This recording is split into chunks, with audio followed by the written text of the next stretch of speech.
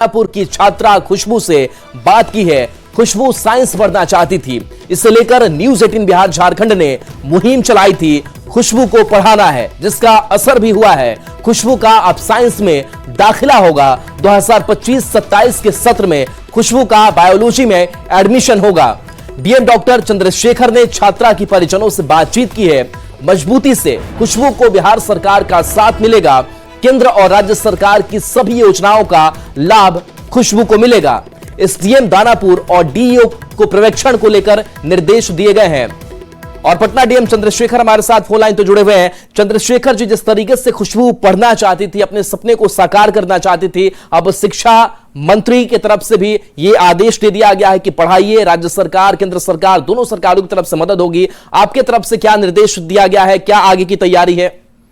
जी, ये बड़ी अच्छी बात है कि बच्चियां जो है इस तरह से आगे आ रही हैं और न्यूज 18 को भी हम लोग धन्यवाद देते हैं कि बहुत ही प्रमुखता से उसकी बात को रखा गया।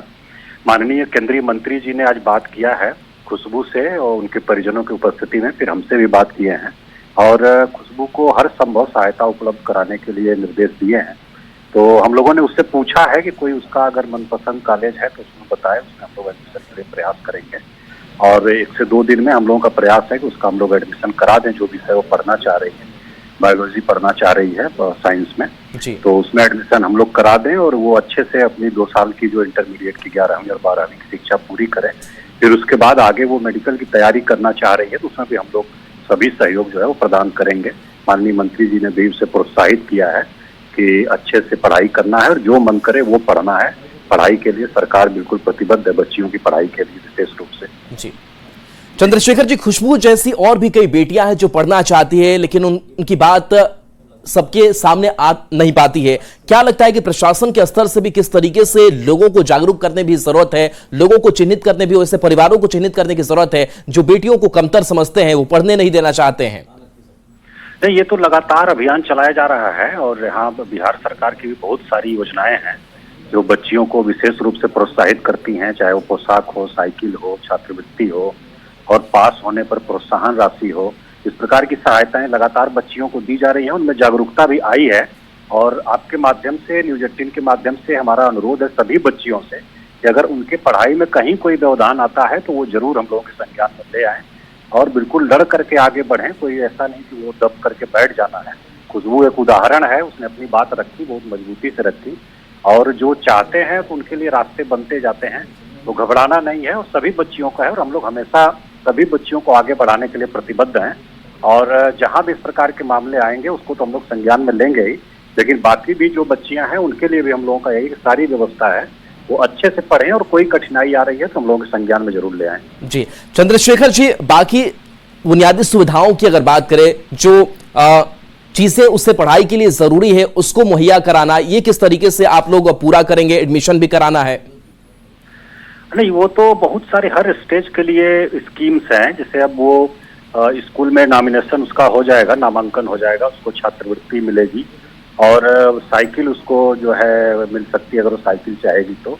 बाकी पोशाक की राशि और अन्य जो सुविधाएं हैं वो हम सब लोग उपलब्ध कराएंगे। और फीस जो है वो एक तरह से वो निःशुल्क ही है, तो उसमें कोई समस्या नहीं होगी। और मुख्य उसकी चिंता है कि इंटरमीडिएट के बाद जब वो मेडिकल की तैयारी करना चाह रही है तब कैसे उसको सहायता मिलेगी, तो वो हम लोग उसको सहायता उपलब्ध कराएंगे, विशेष रूप से उपलब्ध कराएंगे। और सिलेक्शन होने के बाद फिर कठिनाई नहीं है, क्योंकि उसके बाद तो बिहार स्टूडेंट क्रेडिट कार्ड योजना है जिसमें 4 लाख रुपए तक का एक क्रेडिट कार्ड दिया जाता है स्टूडेंट्स को और वो अपने पढ़ाई के लिए उसको इस्तेमाल कर सकते हैं। तो हम लोग सभी सहायता उसको उपलब्ध कराएंगे खुशबू को। उसके परिवार के संपर्क में हम लोग आए और हम लोग प्रयास करेंगे कि परिवार की आय भी बढ़े और विभिन्न प्रकार की जो योजनाएं हैं उनसे वो लाभान्वित हों, ताकि जो है अच्छे से बच्चों को अपने पढ़ा सकें।